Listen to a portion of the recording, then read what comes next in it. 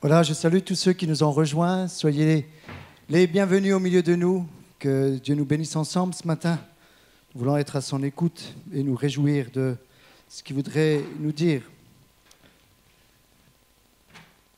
Alors le thème de ce matin, le titre est le suivant, la sentinelle. On se dit qu'est-ce qu'il veut dire par tout cela? Alors tout le monde sait ce qu'est une sentinelle. L'étymologie est emprunt à l'italien, oui, des fois. C'est sentinella, qui veut dire sentire. En fait, ça veut dire entendre. Sentire, ça veut dire entendre. Donc la sentinelle veut dire entendre. Alors, l'encyclopédie nous dit cela. La sentinelle est un soldat de corps de garde d'infanterie qu'en place en quelques postes pour découvrir les ennemis, pour prévenir les surprises et pour arrêter ceux qui veulent passer sans ordre et sans se faire connaître.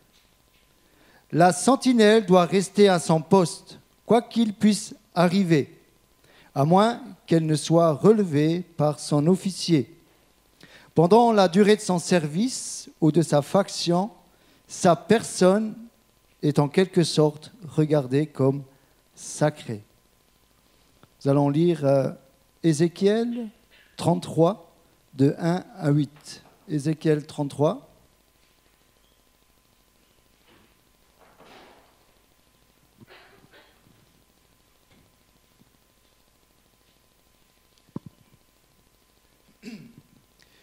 La parole de l'Éternel me fut adressée en ces mots.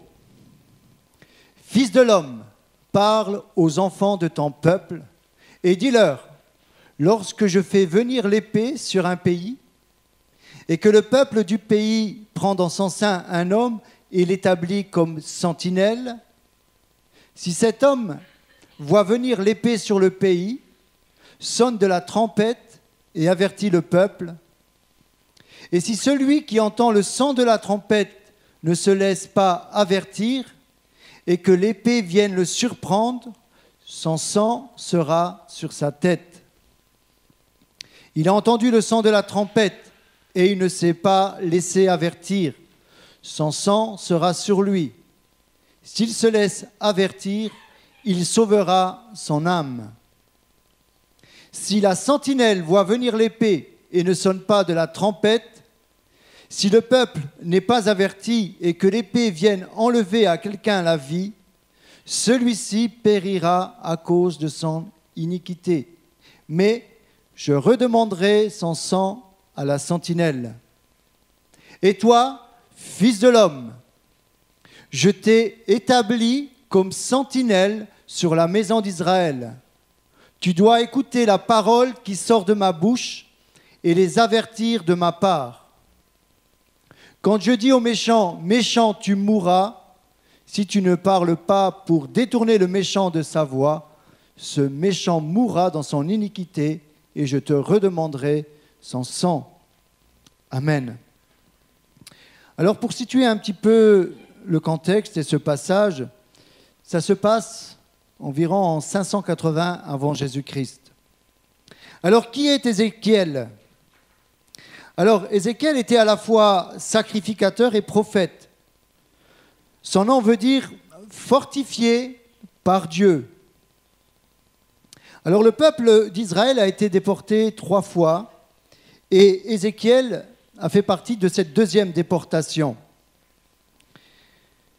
Une deuxième déportation où ils étaient 10 000 à être déportés en 597 avant Jésus-Christ. Donc, je vous donne un petit peu le contexte parce que des fois, on parle des personnages bibliques, mais c'est bien aussi de comprendre un peu. Alors, il avait 25 ans lorsqu'il a été déporté, et c'est à 30 ans qu'il fut appelé au ministère, en 586.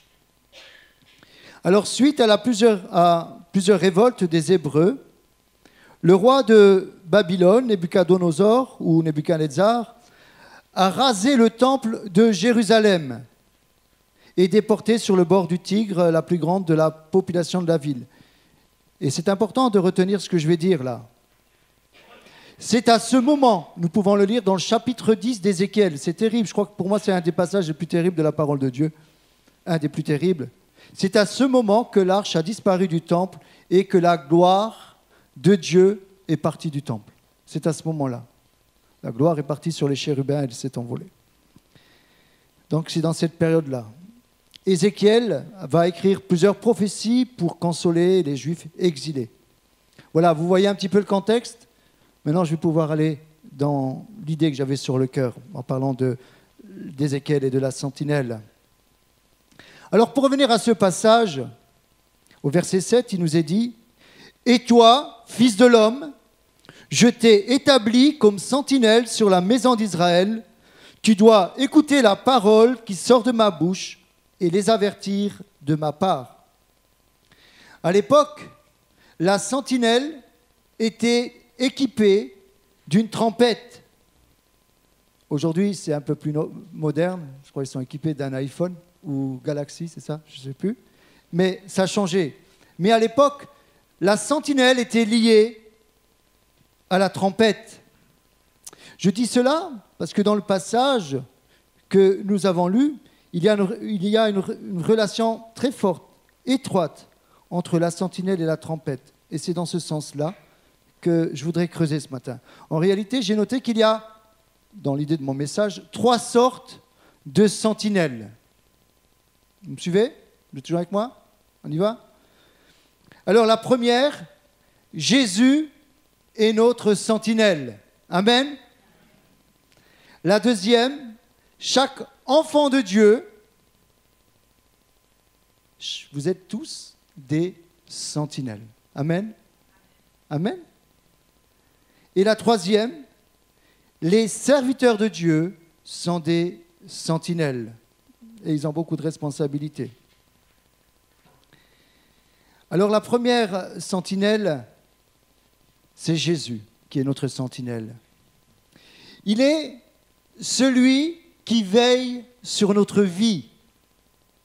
Il est celui qui nous donne de bonnes nouvelles pour nos vies.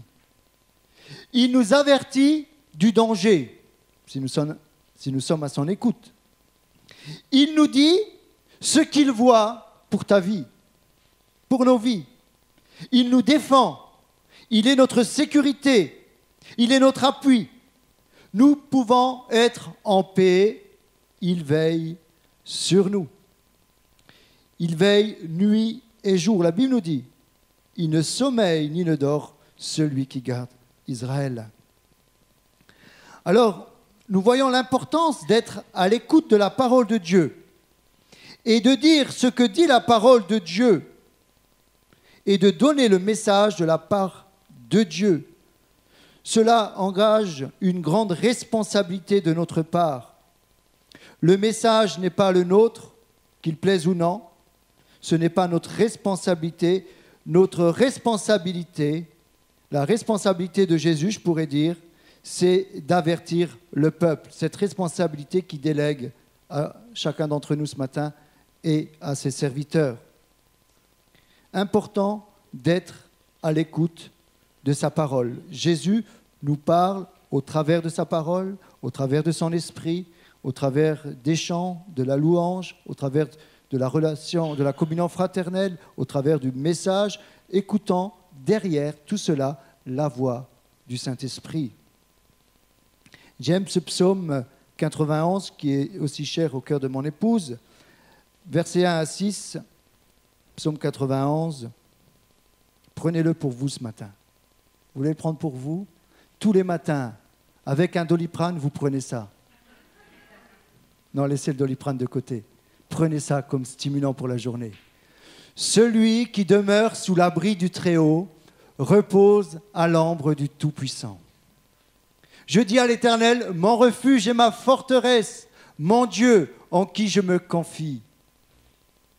Car c'est lui qui te délivre du filet de l'oiseleur, de la peste, de ce Covid et de ses ravages. Il te couvrira de ses plumes et tu trouveras un refuge sous ses ailes. Sa fidélité est un bouclier et une cuirasse. Tu ne craindras ni les terreurs de la nuit, ni la flèche qui vole de jour, ni la peste qui marche dans les ténèbres, ni la contagion qui frappe en plein midi. Que 1000 tombent à ton côté et 10 000 à ta droite, tu ne seras pas atteint. De tes yeux seulement tu regarderas et tu verras la rétribution des méchants. Je prends une partie, mais vous pourrez le lire complètement. Voilà, celui qui demeure sous l'abri de Jésus repose à l'ombre du Tout-Puissant. Il est celui qui veille sur nos vies. Et il nous dit, viens, repose-toi, repose-toi, moi je vais veiller sur ta vie. Repose-toi. Celui qui demeure sous l'abri, ça dépend de vous, ça ne dépend pas de lui. Amen. Alors, que faut-il faire pour bénéficier de ce psaume et de toutes ces bonnes choses pour nos vies? Tout simplement, il faut se placer de l'autre côté de la muraille. Vous savez, la sentinelle est sur ce mirador, sur la muraille. Vous voyez un petit peu l'image? Il est sur les hauteurs. À l'intérieur, il y a le peuple qui est en sécurité, les enfants qui vont jouer, qui vont profiter, les mamans qui vont faire les bons gâteaux. Il y a la vie à l'intérieur, les enfants qui vont jouer au foot. Non, à l'époque, il n'y avait pas encore le foot, je crois. Ils vont profiter à l'intérieur de la muraille, ils sont tranquilles. Pourquoi? Parce qu'il y a la sentinelle qui veille. Et dès qu'il y a le danger, il prend sa trompette, il l'embouche et il va prévenir le peuple du danger. À ce moment-là, on va se mettre en sécurité. Et lorsque nous nous mettons derrière la muraille, à l'intérieur, la parole de Dieu nous dit que nous sommes en sécurité. Il veut veiller sur notre vie. Alors ce matin, pour ceux qui ne sont pas à l'intérieur de la muraille, je vous invite vraiment de vous mettre à l'abri. Il faut se placer à l'intérieur. L'intérieur de la muraille, c'est ce que la Bible appelle le royaume de Dieu. C'est-à-dire la sphère où Dieu règne.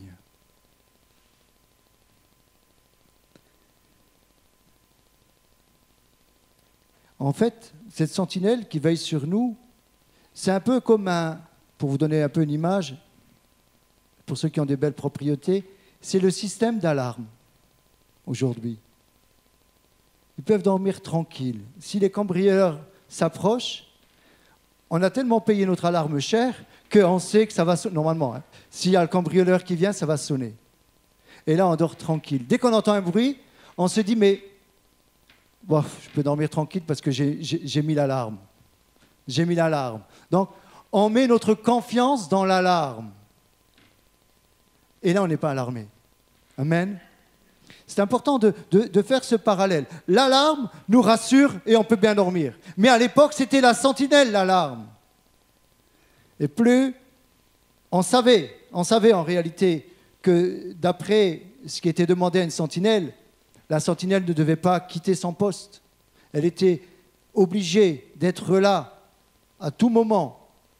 Et si elle ne rendait pas son rôle, elle avait des soucis. C'était très grave pour la sentinelle. Alors Jésus est notre sentinelle, première sentinelle. La deuxième sentinelle, c'est chaque enfant de Dieu. Nous sommes tous des sentinelles. Nous qui avons découvert l'amour de Dieu et qui sommes dans cette phase, nous devons être des témoins qui disent et qui vivent ce qu'ils voient, ce que nous entendons de Dieu. C'est important de comprendre que nous, aujourd'hui, nous avons un rôle qui est tellement important dans ces temps troubles, dans ces temps où les gens sont apeurés, ont la crainte. C'est à nous, cette sentinelle, de les rassurer et de dire, venez de l'autre côté de la muraille, vous serez à l'abri, vous serez rassurés, vous serez en sécurité. Nous sommes ces sentinelles qui devons avertir ceux qui sont dans le désarroi, ceux qui n'ont plus d'espoir. Nous pouvons le lire dans Actes 1:8. Vous serez mes témoins, mais vous recevrez une puissance, le Saint-Esprit survenant sur vous, et vous serez mes témoins. Ici à Mont-de-l'Ange, à Jérusalem, au Luxembourg, un peu partout dans le monde. Là où Dieu vous a placé, il vous a placé avec une trompette spirituelle. Vous ne la voyez pas, mais sachez que là où vous êtes avec une trompette. Je vais revenir. Alors, comme je le disais, où se place la sentinelle? Mais bien sûr, nous devons nous placer sur les hauteurs. Sur les hauteurs. Les hauteurs dans la parole de Dieu nous parlent de la présence de Dieu. Lorsque nous montons sur la montagne de Dieu, lorsque nous sommes dans sa présence, nous commençons à voir le paysage de loin. Vous savez, plus vous êtes haut, et nous aimons aller, lorsque nous sommes en vacances, sur les belvédères. Et là, nous pouvons voir de loin la mer. Hein, tu te rappelles quand on était à Amnéville? Bon, on voyait toute la vallée. Plus nous montons haut, plus nous voyons le beau paysage. Plus nous rentrons dans la présence de Dieu spirituellement, Dieu voudrait nous faire découvrir de beaux paysages de sa présence. Il voudrait nous donner des révélations. Mais c'est dans sa présence. C'est dans sa présence que tu vas avoir les visions. C'est pas devant la télé, vision. Voilà, c'est un petit jeu de mots, mais c'est important de comprendre que les visions nous viennent dans sa présence. Ils ne nous viennent pas d'Internet. Tu peux te faire du bien avec un message, c'est bien. Mais va dans la présence de Dieu sur les hauteurs. Et là, tu vas commencer à voir le beau paysage. Est-ce que tu prends du temps dans la présence de Dieu ou tu es toujours occupé? Tu es toujours occupé. Alors pars en vacances. Et quand tu es en vacances, profites-en. Prends ta Bible avec toi. Et médite et commence à réfléchir. Si dans la vie active, tu n'as pas beaucoup de temps, on peut comprendre. Mais ce n'est pas une excuse quand même. Parce qu'il y a toujours des choses à faire. Il y a toujours à faire. Moi, si j'écoute ma femme, je suis toujours en train de travailler à la maison. Elle veut maintenant que je refasse la cuisine. Mais si j'écoute... Mais il y a toujours des choses à faire dans une maison. Il y a toujours des choses à faire si on veut gagner un peu plus d'argent. Il y a toujours des choses à faire. Mais où est notre priorité ce matin? Où est notre priorité ce matin? Allons sur la montagne de Dieu. Et là, nous allons commencer à voir des beaux paysages.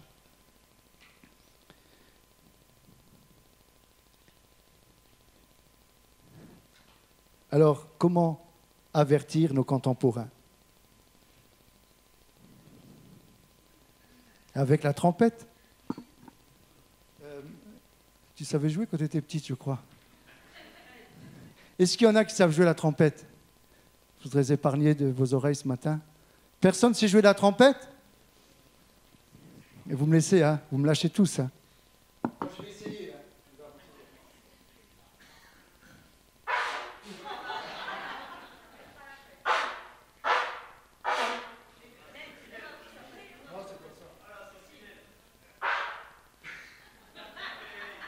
Allez, profitez-en, rigolez.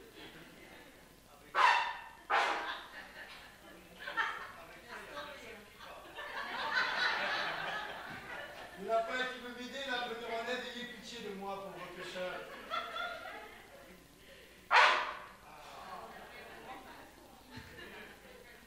Et la Bible a dit que si le sang est confus, le peuple ne peut pas se préparer à la guerre. Il est mal barré avec moi. Hein. Mais c'est important de comprendre que l'importance de la trompette avec la sentinelle. La trompette, nous pouvons la lire dans la parole de Dieu. Il est souvent question de la parole de Dieu. En fait, la trompette, c'est la voix de la sentinelle. La trompette, c'est la voix de la sentinelle. Alors, il n'y a pas un instrument qui a été aussi utile pour l'homme, aussi bien dans la vie civile, religieuse, agricole et à la guerre.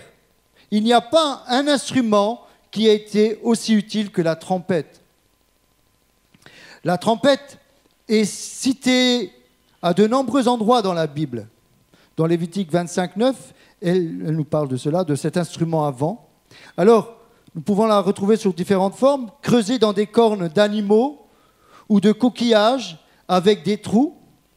Chez les Hébreux, 2 trompettes d'argent battues au marteau devaient convoquer les chefs des 12 tribus d'Israël.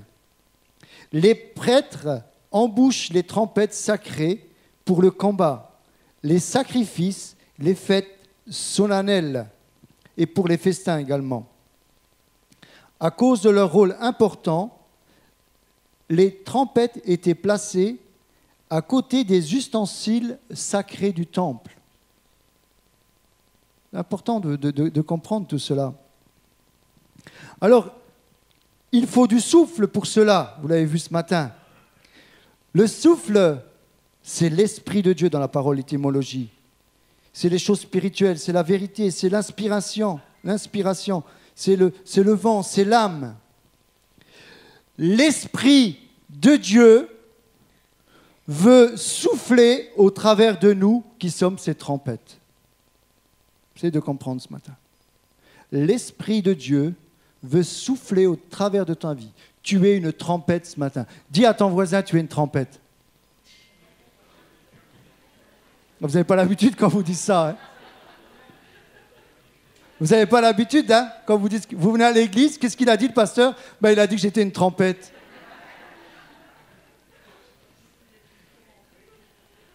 Nous sommes des trompettes, et spirituellement bien sûr, et l'Esprit de Dieu voudrait souffler au travers de nous. L'Esprit de Dieu veut souffler au travers de nous. Alors, il nous est dit, je t'ai pris, je t'ai établi comme sentinelle sur ce pays. Là d'où tu sors, sache que tu étais dans le monde. Tu as été pris par la grâce de Dieu, là où tu es ce matin. Je t'ai pris et je t'ai établi pour une fonction précise. Nous sommes tous appelés ce matin à une fonction précise. Nous sommes appelés à entrer dans ces œuvres que Dieu a préparées d'avance pour chacun d'entre nous. Je t'ai pris et t'ai établi comme sentinelle sur ce pays. Tu es une sentinelle. Ose croire que l'Esprit de Dieu veut souffler au travers de ta vie, au travers de toi. Comprenons que nous sommes en guerre spirituelle. Il y a une guerre spirituelle. Alors, vous savez, que veut faire l'ennemi? La stratégie de l'ennemi. Il va essayer de neutraliser la sentinelle, tout simplement. Si il neutralise la sentinelle, c'est qu'il va gagner en même temps. Il sait qu'il va gagner s'il neutralise la sentinelle. Et ensuite, ce qu'il va faire, il va saisir la trompette. Et ensuite, il passe à l'attaque. C'est comme les cambrioleurs. La première chose qu'ils vont faire, ils vont couper le système d'alarme. Du moins, je pense que ça se fait comme ça. Je ne suis pas du métier, mais... Marion, avant, j'étais gentil. Hein, j'ai jamais touché à ça. Mais comprenons qu'aujourd'hui, les cambrioleurs vont essayer de neutraliser le système d'alarme. Et à l'époque, on essayait de neutraliser la sentinelle et la trompette. Et c'est ce que l'ennemi veut faire dans ta vie. Il va essayer de te neutraliser, te prendre la trompette, comme ça, tu ne pourras pas témoigner. Comme ça, l'ennemi va continuer à amener les gens en enfer. Il faut dire les choses. La sentinelle doit avertir le peuple en disant « Si tu ne te repens pas, tu vas périr ». C'est difficile à entendre. Le salaire du péché, c'est la mort, dit la parole de Dieu. Et c'est sérieux lorsque nous lisons la parole de Dieu, de comprendre que la parole de Dieu nous avertit « Arrête ton péché, arrête ton péché ». Tu ne peux pas t'en empêcher, je comprends, mais alors repens-toi. La sentinelle a des comptes à rendre. Et nous aurons tous des comptes à rendre. Parce que Dieu veut nous envoyer des personnes, des fois, on est loin de s'imaginer ce qu'ils vivent à l'intérieur d'eux. Oh, des fois, ils peuvent avoir une belle façade, une belle voiture et tout ce qui va avec. Mais vous êtes loin de vous imaginer, des fois, la détresse qu'il y a dans les cœurs. Et lorsque ces personnes-là trouvent en nous des hommes corrects, des femmes correctes, ils vont commencer à ouvrir leur cœur. Et c'est à ce moment-là que nous pouvons leur témoigner de l'amour de Dieu, de celui qui est capable de les aider, de les mettre à l'abri, d'enlever leurs craintes et de les restaurer. Soyons ces sentinelles, ne laissons pas l'ennemi nous voler notre trompette.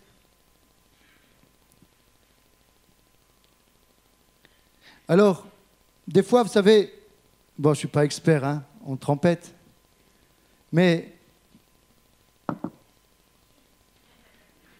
je sais pourquoi ça n'a pas marché. En fait, elle n'était pas nettoyée. Il faut un goupillant. Vous voyez le goupillant? Normalement, ça devrait bien.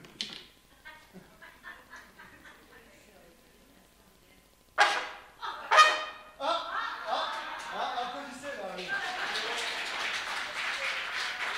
Ça devient bon.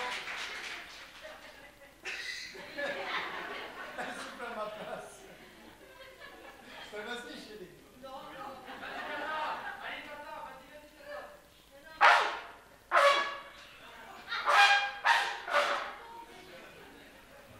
Bon, je ne vais pas me rendre ridicule. Mais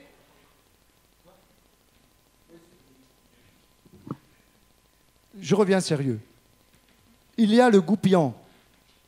En fait, des fois, dans notre trompette, vous avez compris, vous êtes tous des trompettes, il y a des impuretés, le sang ne peut pas bien sortir. Donc, il faut enlever toutes les impuretés avec le goupillant, là, et on commence à nettoyer, et on enlève. Ce goupillant, c'est quoi? Marion, normalement, tu écoutes.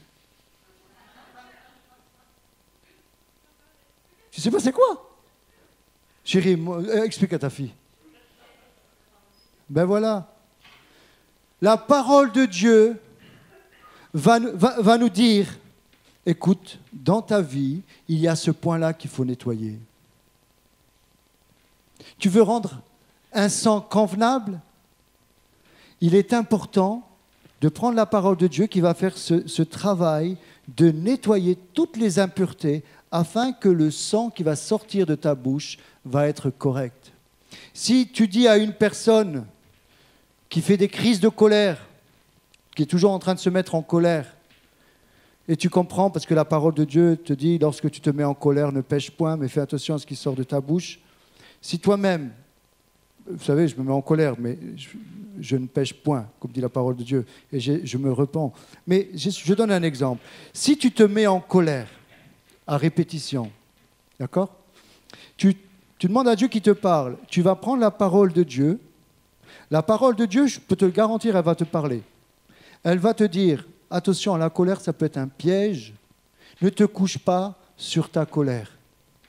Ne te couche pas sur ta colère. Ne laisse pas l'ennemi commencer à s'infiltrer dans ton couple. Ne laisse pas des graines d'amertume commencer à venir.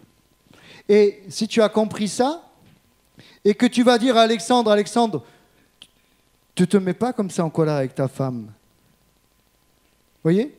Et de l'autre côté, moi je vais à la maison, je vais commencer à me mettre en colère avec ma femme. Je regrette, je ne suis pas crédible. Je ne suis pas crédible. Donc, en lisant la parole de Dieu, je vais commencer à me repentir, à comprendre que je dois progresser. Je prends l'exemple de la colère, hein, à progresser dans ce domaine. J'ai besoin de faire des efforts dans ce domaine. Une fois que j'ai compris, je peux commencer à dire à Alexandre, Alexandre, je sais ce que c'est de se mettre en colère. Je vais déjà parler autrement. Mais fais attention, parce qu'il y a des pièges. J'en ai payé les dégâts. Comprenons? Et lorsque nous allons commencer à lire la parole de Dieu, dans nos vies, ce goupillant va commencer à nous sanctifier, va commencer à nous transformer. Parce que si tu commences à te mettre en colère devant tout le monde, quel témoignage tu vas rendre? Ce sera exactement comme j'ai joué à la trompette. Exactement la même chose. Ceux qui vont entendre ça, ils vont partir. Ils vont dire, mais je ne suis pas venu assister à ce carnage. Comprenons que nous avons un témoignage à rendre dans ce monde. Et notre témoignage doit être cohérent. Fais ce que je dis et pas ce que je fais, disait quelqu'un. Il en a même fait une chanson. C'était Johnny Hallyday. Fais ce que je dis parce que je le fais. C'est important de commencer des fois à se taire en tant qu'enfant de Dieu. Excusez-moi. Parce qu'en tant que sentinelle, c'est la troisième sentinelle, c'est les serviteurs de Dieu. Et nous avons besoin de dire les choses. Bien souvent, il vaut mieux se taire que de parler de Dieu. Commence par ta vie à montrer les fruits comme l'arbre qui porte ses fruits. Il n'a pas besoin de parler, l'arbre. Vous avez déjà vu un arbre parler? Vous avez déjà vu une lumière parler? Vous regardez la lumière, on sait qu'elle est claire. Vous regardez des fruits sur un arbre, vous savez qu'il porte du fruit. C'est important parce qu'on peut gagner aujourd'hui beaucoup de personnes sans notre bouche. Ah, je vous étonne. D'ailleurs, la parole de Dieu dit, femme, comment tu peux gagner ton mari? Tu peux gagner ton mari sans parole. Ben oui. Tu peux gagner ton mari sans parole. C'est important d'être authentique. Et si aujourd'hui nous sommes authentiques, nous allons attirer beaucoup de personnes. Parce qu'il dit cela, ils sont justes. Nous sommes ce matin ces sentinelles. En tant que serviteur de Dieu, je sais très bien, et la parole nous le dit, que nous aurons des comptes à rendre. Donc je me dois de dire les choses. Que si nous ne mettons pas notre vie en règle, il y aura des conséquences. Car le salaire du péché, c'est la mort. Mais le don gratuit de Dieu, c'est la vie éternelle en Jésus-Christ. Beaucoup commencent à se familiariser au péché, à jouer sur Internet à certaines choses, à commencer à se familiariser. Quand j'entends des fois certaines personnes parler, je me dis, mais ils devraient sanctifier leur langue. C'est important de comprendre que Dieu nous entend parce qu'il habite en nous. L'Esprit de Dieu veut souffler au travers de nos vies, donc il habite en nous. Nous sommes le temple du Saint-Esprit. Le Saint-Esprit habite en nous. Et comme il habite en nous, il veut nous utiliser pour faire de grandes choses comme Gédéon. Nous l'avons dit la dernière fois, comme David devant Goliath. Dieu veut t'utiliser. Mais comprenant. Je suis content que je n'ai pas bien joué. Comme ça, vous comprenez vraiment ce que ça veut dire d'être un mauvais témoin. Il faut bien que je retourne sur mes pattes.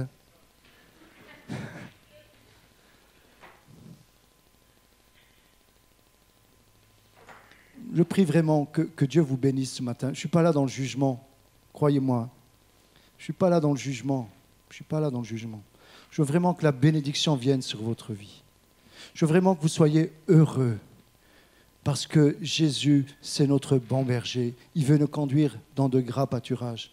Mais bien souvent, nous quittons la route pour manger. Vous avez déjà vu les bœufs, là, quand ils mettent leur tête entre les barbelés pour aller manger juste à côté, l'herbe, et pourtant c'est la même. Je n'ai jamais compris, il faudra que j'essaie de comprendre, mais c'est important de comprendre que le Jésus, c'est le bon berger qui veut nous conduire dans de gras, dans de verts pâturages. Il veut nous faire du bien. Oh, si vous étiez attentifs à ma parole, dit là. Nous avons parlé dans les Juges la dernière fois. Combien de passages où nous sentons la tristesse, la tristesse du cœur. Vous savez, quand vous péchez, quand nous péchons, le cœur de Jésus est dans la tristesse. Oh, si vous écoutiez ma parole, l'Éternel est là dans la souffrance, dans la tristesse lorsqu'il nous voit désobéir. Il dit, mais j'ai tellement prévu pour toi de belles choses. Oh, si tu étais attentif. Mais pourquoi tu t'écartes? Pourquoi on s'écarte de la voie de Dieu? Parce qu'il y a la séduction, il y a la tentation. Revenons ce matin et prions lorsque nous sommes pris par la tentation. Seigneur, garde-moi dans la tentation. Aide-moi de sortir de la tentation. Aide-moi à régler ma vie, à être juste, à être conforme à ta parole. J'ai besoin de faire des efforts. Donne-moi la force de pardonner. Donne-moi la force d'y arriver, de me séparer du péché. C'est important de comprendre que lorsque nous péchons, la première personne qui est attristée, c'est le Saint-Esprit. La gloire a quitté le temple. C'est horrible. C'est horrible. Après, quand on revoit le temple à l'époque de Jésus, il n'y avait plus à l'intérieur l'arche de l'Alliance. Il n'y avait plus l'arche de l'Alliance. La présence de Dieu était partie. Elle est partie, nous le voyons dans Ézéchiel avec ce passage. Et la présence de Dieu aujourd'hui, elle n'est plus dans le temple. Elle est le temple que nous sommes. Nous sommes aujourd'hui le temple du Saint-Esprit. C'est pour ça qu'elle est partie, en réalité. Aujourd'hui, elle n'a plus besoin d'être dans un temple. Parce que la présence de Dieu vient habiter en nous parce que nous sommes le temple du Saint-Esprit. Et le temple du Saint-Esprit doit être propre. Dans le temple du Saint-Esprit, il y a la trompette avec les instruments sacrés. C'est important de comprendre que nous sommes sacrés. Nous avons tellement de valeur aux yeux de Dieu. Il y a la gloire de Dieu qui descend sur nous. Est-ce qu'on essaie de réaliser là que la présence de Dieu habite en nous? Nous sommes le temple du Saint-Esprit. L'Esprit de Dieu veut habiter en nous. Alors faisons du ménage ce matin. Faisons du ménage dans notre vie. Demandons-lui qu'il nous aide. Ésaïe 21:6 nous dit, et alors là je peux vous dire vraiment que c'est juste ce que dit Ésaïe, et puis 1 Corinthiens 8, car ainsi m'a parlé le Seigneur, va, place la sentinelle, qu'elle annonce ce qu'elle verra. Et 1 Corinthiens 8, et si la trompette rend un sang confus, qui se préparera au combat? C'est ce que je disais tout à l'heure. Si la trompette rend un sang confus, ça c'est notre témoignage. Des fois, notre témoignage est confus. On peut témoigner qu'on a vécu un grand miracle, mais les personnes, une fois qu'on leur a mis de la poudre aux yeux, ils ne viendront pas se convertir. On peut leur dire des miracles qu'on a vécus, ce n'est pas ça qui vont les convertir. C'est quand ils vont commencer à voir que tu es authentique. C'est quand ils vont commencer à voir qu'il y a en toi l'amour de Christ. Lorsque tu as le fruit de l'Esprit qui commence à pousser sur tes branches, lorsqu'il y a la vie de Dieu qui commence à être là, l'amour, la patience, la bonté, lorsque tous ces fruits commencent à pousser, les gens, mais l'église elle est trop petite déjà. Les gens vont courir, les gens sont inquiets, les gens sont à la recherche de personnes authentiques. C'est notre rôle ce matin, c'est notre rôle. Alors la troisième sentinelle, je le disais, c'est nous, ses serviteurs. Alors, comme je le disais ce matin, en tant que responsable de cette église, j'ai cette responsabilité aussi de rassurer le peuple de Dieu au travers de ce qui se passe dans l'actualité. Je ne veux pas faire de politique. Ce n'est pas le lieu en tout cas. Alors, il est vrai que ce qui arrive est alarmant. Et il est important d'avoir un regard biblique sur ce qui se passe. La première chose à faire sur ce qui se passe, sur l'actualité, bien sûr nous le savons, c'est de prier pour la paix. Prier pour la paix de notre pays, de l'Ukraine, de la France, de l'Europe. Prier pour que Dieu éclaire ceux qui sont placés en responsabilité et qui prennent de bonnes ou de mauvaises décisions, que Dieu les éclaire. C'est notre rôle de prier dans ce sens-là. Je le disais tout à l'heure en introduction, que nous devons prier pour nos gouvernements. Même si nous ne sommes pas d'accord politiquement, nous devons prier pour eux, pour que Dieu les touche. C'est important de comprendre que lorsque l'apôtre Paul va dire dans sa parole de prier pour ceux qui sont élevés en dignité, de prier pour les autorités, vous savez de qui il parlait? Il parlait de Néron, qui brûlait les chrétiens comme des torches pour éclairer leur jardin, qui mettait les chrétiens dans la fosse, dans les arènes. Et Paul, il va dire de prier pour ceux qui sont élevés en dignité, pour ceux qui ont des responsabilités. Waouh! Pourquoi Paul nous dit? Parce que derrière ces personnes-là, bien souvent, il y a aussi un aspect spirituel qu'on ne comprend pas. Il y a un combat, il y a des puissances derrière. C'est important de prier pour ceux qui ont des responsabilités. Et croyez-moi, c'est tellement facile d'aller juger, mais c'est tellement difficile de prendre leurs chaussures. Parce que, croyez-moi, ce n'est pas facile. Mais je ne rentre pas dans la politique. La Bible nous dit, dans Marc 13,7, dans la Bible Semeur, « Quand vous entendrez parler de guerre et de menaces de guerre, quand vous entendrez parler de guerre et de soulèvement, ne soyez pas effrayés. Car il faut que ces choses arrivent premièrement. Mais ce ne sera pas encore la fin. Il faut que ces choses arrivent, mais ce ne sera pas encore la fin. Luc 21, verset 9. Dans le même sens, quand vous entendrez parler de guerre et de soulèvement, ne soyez pas effrayés, car il faut que ces choses arrivent premièrement, mais ce ne sera pas encore la fin. C'est la même chose, mais il y a plus de compléments. Continue. Alors il leur dit, une nation s'élèvera contre une nation et un royaume contre un royaume. Il y aura de grands tremblements de terre en divers lieux, des pestes et des famines. Il y aura des phénomènes terribles et de grands signes dans le ciel. Mais avant tout cela, on mettra la main sur vous et l'on vous persécutera, on vous livrera aux synagogues, on vous jettera en prison et on vous mènera devant des rois et devant des gouverneurs à cause de mon nom. Cela vous arrivera pour que vous serviez de témoignage. Au verset 20, toujours dans le même passage, « Lorsque vous verrez Jérusalem investie par les armées, sachez alors que sa désolation est proche. » Il y a le centre, je dirais, bibliquement, on pourrait dire que c'est l'horloge de Dieu, ça se passe sur Israël. Alors, je vais vous donner simplement bibliquement un signe vraiment de la fin, c'est quand toutes les nations vont se dresser contre Israël. À ce moment-là, Israël va crier à Dieu et le Messie va revenir. Certains sont dans la crainte, est-ce qu'il va appuyer sur le bouton? C'est vrai, il y a de quoi avoir peur. Mais j'aimerais vous dire ce matin, nous avons ce devoir de faire quelque chose, c'est de prier. Parce que la prière du juste a une grande efficacité. Je pense à ce passage d'Hérode. Lorsqu'il a été trop loin, Dieu l'a arrêté. Nous pouvons voir, j'aime ce passage de la parole de Dieu. Vous savez, Dieu est assis sur son trône. Il est assis, il siège, il fait tout ce qu'il veut. Il n'y a rien qui ne lui échappe au niveau politique. Il n'y a rien. Croyez pas que ce qui est en train de se passer, Dieu dit « Ah, je n'avais pas vu. Ah, je n'avais pas prévu le coup. » Dieu est assis sur son trône parce qu'il est notre sentinelle. Alors, les événements vont s'accélérer.